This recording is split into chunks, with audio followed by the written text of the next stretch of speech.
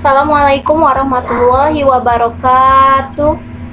Halo anak-anak, gimana kabarnya kalian? Sehat ya? Ketemu lagi sama Ibu di pelajaran IPS untuk anak kelas 8. Materinya yaitu, ada yang tahu nggak apa yang akan Ibu jelaskan? Materi tentang apa? Materinya yaitu pengaruh perubahan dan interaksi keruangan terhadap kehidupan di negara ASEAN.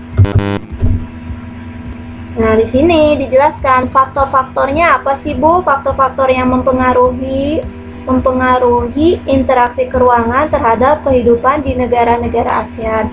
Yang pertama yaitu faktor perubahan ruang dan interaksi antar ruang akibat faktor alam. Yang kedua, pengaruh perkembangan ilmu dan teknologi terhadap perubahan ruang. Yang ketiga, pengaruh perubahan ruang terhadap kehidupan ekonomi. Yang keempat, pengaruh konvensi lahan pertanian, industri, dan pemukiman terhadap perubahan ruang dan interaksi antar ruang. Di sini yang pertama yang akan Ibu jelaskan, faktor pertama yaitu perubahan ruang dan interaksi antar ruang akibat faktor alam. Yang pertama yaitu faktor iklim. Nah, ciri-ciri iklim di negara ASEAN. Iklim di negara ASEAN itu berada di wilayah tropis. Kemudian curah hujannya itu rata-rata 1.500 mm. Dan dilalui muson timur, kemarau, dan muson barat yaitu penghujan. Suhunya rata-rata yaitu 27 derajat Celcius. Nah, berdasarkan letak astronomisnya, sebagian besar wilayah Asia Tenggara itu berada di zona iklim tropis. Hanya Myanmar yang sebagian kecil wilayahnya yaitu bagian utara masuk dalam zona iklim subtropis. Dan kondisi musimnya itu dipengaruhi oleh pergerakan angin muson ya. Nih, angin muson yang berganti arah tiap 6 bulan sekali. Hal ini yang menyebabkan terjadinya musim kemarau dan penghujan di wilayah Asia Tenggara. Nah, perbedaan iklim itu menyebabkan perbedaan fauna endemik. Ya, seperti ada di gambar ya, ada gambar komodo. Kemudian perbedaan cuaca yang ekstrim juga menimbulkan beberapa bencana juga. Seperti puting, ada bencana yang terjadi di Filipina. Kemudian geologi pengaruh dari geologi yang kedua yaitu setelah faktor iklim ada faktor geologi. Yang mana ASEAN itu menjadi tempat pertemuan 3 lempeng yaitu Eurasia, India, Australia, Pasifik. Akibatnya banyak kegiatan geologis. Dan ASEAN ini memiliki 3 elemen fisik saling bercampur, yaitu pegunungan, dataran rendah dan tinggi, air dalam bentuk dangkal dan pengairan.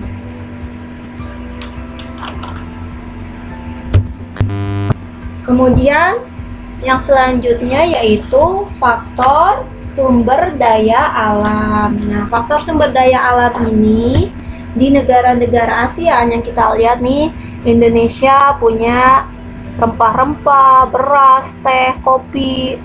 Di Malaysia pertambangannya minyak bumi, gas. Kemudian pertaniannya ada beras, karet.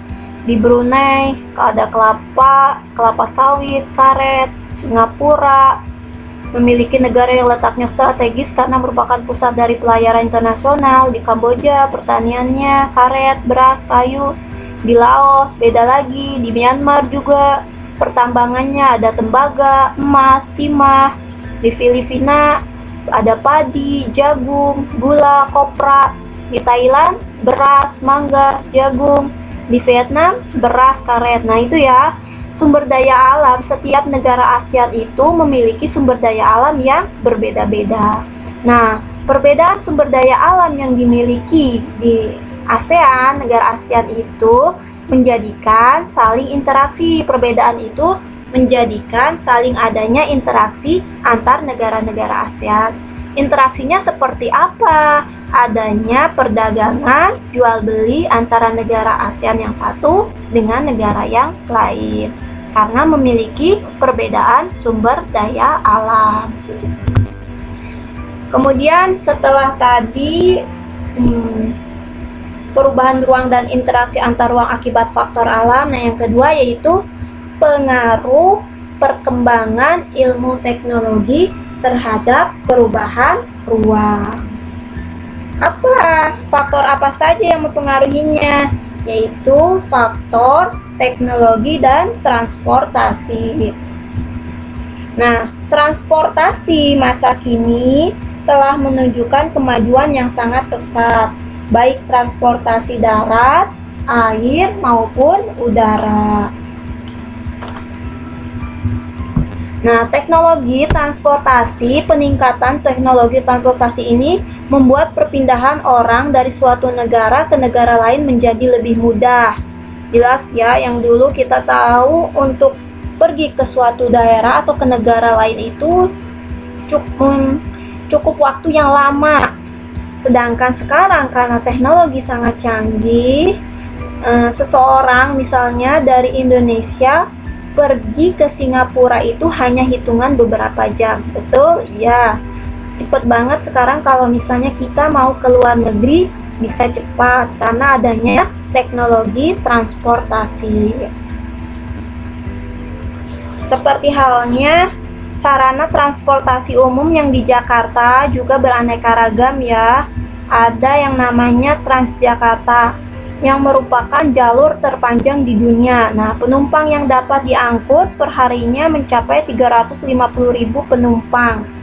Selain itu, di Jakarta juga terdapat angkutan berbasis rel berupa kereta komuter. Meski bukan merupakan transportasi dalam kota, kereta rel listrik menjadi alternatif bagi masyarakat Jakarta.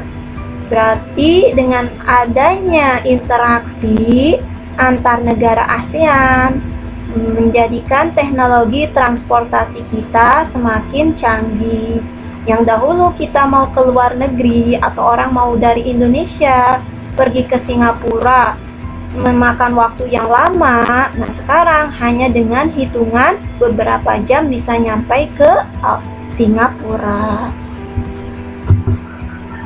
Kemudian yang kedua yaitu teknologi komunikasi. Nah, manusia berhubungan dengan manusia disebut komunikasi. Penyebab perkembangan teknologi di ASEAN yaitu populasi anak muda yang besar, menyebabkan teknologi komunikasi menjadi bagus ya. Terus adanya urbanisasi, kemudian bertambahnya pengguna smartphone. Nah, teknologi komunikasi ini dimanfaatkan untuk bertukar informasi, yang mana teknologi komunikasi saat ini berkembang maju pesat.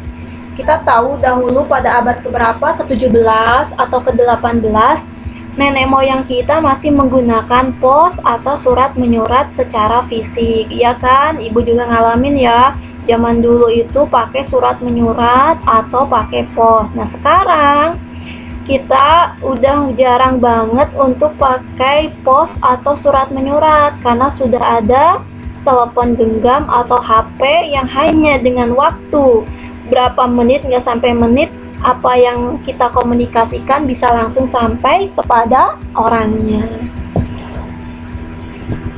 Nah, sekarang dengan diiringi perkembangan teknologi informasi, komunikasi pun berkembang secara pesat. Contohnya teknologi komunikasi yang menggunakan teknologi siber, misalnya ada apa?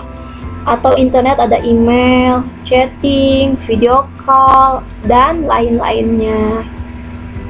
Nah, perubahan dalam kehidupan masyarakat di negara-negara ASEAN ASEAN sebagai akibat perkembangan teknologi transportasi dan komunikasi itu meliputi aspek sosial, ekonomi, budaya maupun keamanan. Jadi jelas ya, teknologi komunikasi menjadi semakin maju pesat atau berkembang pesat karena adanya pengaruh interaksi terhadap di negara-negara ASEAN. Kemudian selanjutnya pengaruh perubahan ruang terhadap kehidupan ekonomi. Nah, ASEAN itu telah menetapkan AFTA atau perdagangan antar anggota ASEAN tanpa biaya. Apa sih Bu keuntungannya AFTA? Keuntungannya AFTA itu masuknya investasi asing dan SDM yang berskill tinggi. Jadi dengan adanya AFTA akan masuk investasi asing dan sumber daya manusianya yang mempunyai kemampuan yang tinggi. Kemudian selanjutnya akan mendorong kompetensi, inovasi, dan perluasan lahan. Yang ketiganya, keuntungannya yaitu konsumen diuntungkan dengan harga produk lebih rendah. Selanjutnya yang keempat, yang mana keuntungan yang keempat yaitu pabrik mendapat bahan mentah lebih murah. Dan yang keuntungan kelima yaitu ASEAN menjadi pasar tunggal yang kuat. Itu keuntungan adanya AFTA di ASEAN. Lalu ada nggak sih Bu kerugiannya kalau ada AFTA? Nah, ada nggak kerugiannya? Jelas ada. Ada kerugian, ada keuntungan, pasti ada kerugian. Nah, kerugiannya itu pendapatan negara dari hasil ekspor akan berkurang. Kemudian masyarakat kurang kemampuan, skillnya kurang, akan kalah dengan orang asing yang mempunyai skill yang tinggi. Kemudian yang ketiga yaitu kerugiannya beberapa produk negara yang tidak mampu bersaing akan sulit berkembang. Keuntungannya ada, ternyata kerugiannya juga ada. Kemudian yang pengaruh yang selanjutnya yaitu pengaruh konvensi lahan pertanian ke industri dan pemukiman terhadap perubahan ruang.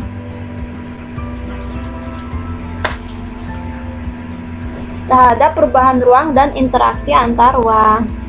Nah, di sini ya, faktor perubahan lahan industri atau pemukiman. Seiring perkembangan zaman, pembangunan, pertumbuhan jumlah penduduk, dan keberadaan lahan mulai berubah. Yang mana saat ini makin marak alih fungsi lahan pertanian ke penggunaan lainnya seperti pembangunan permukiman penduduk, industri, pertokoan, dan pariwisata. Konversi lahan menjadi fenomena yang sering dijumpai di negara-negara ASEAN. Konversi lahan pertanian sering terjadi di negara-negara ASEAN dengan laju pertumbuhan penduduk relatif tinggi seperti negara mana? Indonesia, Malaysia, Thailand, Vietnam, Laos, Kamboja, dan Filipina. Nah, konversi terjadi terutama di daerah pinggiran kota ataupun area persawahan yang letaknya berdekatan dengan fasilitas umum seperti di dekat pasar. Kemudian, faktor perubahan lahan industri atau pemukiman. Faktornya apa saja sih Bu yang mengakibatkan pengaruh konvensi lahan? Yaitu akan adanya pesatnya pertumbuhan penduduk, kemudian harga tanah tidak terlalu mahal, dan rendahnya intensif untuk bertani. Jadi karena persawahan sudah menjadi industri, jadi rendahnya intensif untuk bertani. Jadi bertani udah jarang karena sawahnya pun udah jarang, sudah dibangun sama industri-industri. Terus harga tanah juga jadi tidak terlalu mahal. Kemudian pertumbuhan penduduk juga semakin pesat.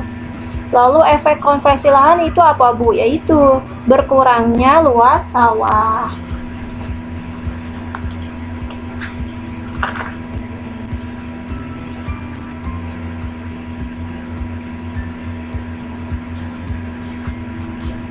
Selain berkurangnya luas sawah, apalagi Bu? Nah, selain itu ada menurunnya produksi pangan nasional, mengancam keseimbangan ekosistem, tingginya angka urbanisasi, banyak buruh tani kehilangan pekerjaan.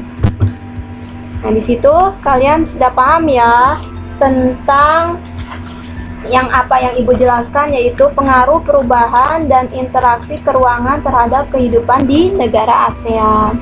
Semoga apa yang Ibu sampaikan dari awal sampai akhir itu bisa bermanfaat buat kalian semua ya. Jangan lupa tetap semangat, tetap ceria meskipun pembelajaran secara online atau daring. Wassalamualaikum warahmatullahi wabarakatuh.